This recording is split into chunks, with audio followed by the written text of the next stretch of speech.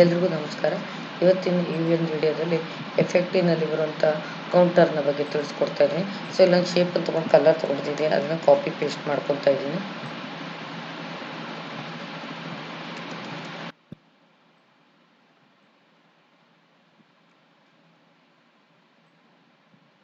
ಈ ರೀತಿಯಾಗಿ ತೊಗೊಂಡು ಸೊ ಈ ಫಸ್ಟ್ ಶೇಪನ್ನು ಸೆಲೆಕ್ಟ್ ಮಾಡಿಕೊಂಡು ಎಫೆಕ್ಟಿಗೆ ಹೋಗ್ತೀನಿ.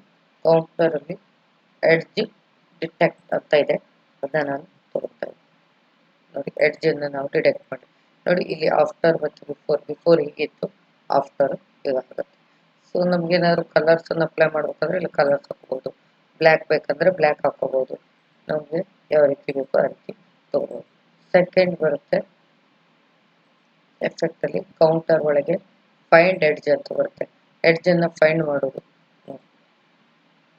ಇಲ್ಲಿಯೂ ಕೂಡ ಆಫ್ಟರ್ ಮತ್ತು ಬಿಫೋರ್ ನೋಡ್ಕೊಳ್ಳಿ ಈ ರೀತಿ. ಸೊ ನೆಕ್ಸ್ಟ್ ಆಬ್ಜೆಕ್ಟ್ ಅಲ್ಲಿ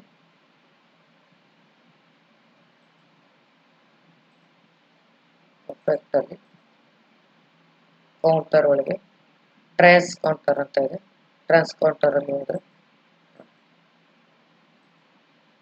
ನೋಡಿ ಈ ರೀತಿ ಇರುತ್ತೆ.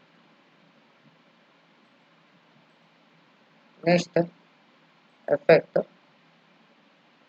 ಕೌಂಟರ್ ಲೋಕಲ್ ಇಕ್ವಲೇಷನ್ ಅಂತ ಇದೆ, ಅದರಲ್ಲಿ ಹೋದ್ರೆ ಈ ರೀತಿಯಾಗಿ ಬದಲಾಗುತ್ತೆ. ಹೀಗಿದ್ದು ಈ ರೀತಿಯಾಗಿ ಕನ್ವರ್ಟ್ ಆಗುತ್ತೆ. ಸೊ ಇವೆಲ್ಲವೂ ಕೂಡ ನಮಗೆ ಎಫೆಕ್ಟ್ ಅಲ್ಲಿ ಬರುವಂತ ಕೌಂಟರ್ನಿ ಬರುವಂತ ಎಫೆಕ್ಟ್ಗಳಿಗೆಲ್ಲ. ಸೊ ನೆಕ್ಸ್ಟ್ ಮುಂದಿನ ಒಂದು ವಿಡಿಯೋದಲ್ಲಿ ನಾನು ನಿಮಗೆ ಕರೆಕ್ಷನ್ಸ್ ಅಲ್ಲಿ ಬರುವಂತ ಇದು ಮೆನುಗಳ ಬಗ್ಗೆ ತಿಳಿಸ್ಕೊಡ್ತೀನಿ. ಎಲ್ಲಿವರೆಗೂ ಟೇಕ್ ಕೇರ್, ಬಾಯ್.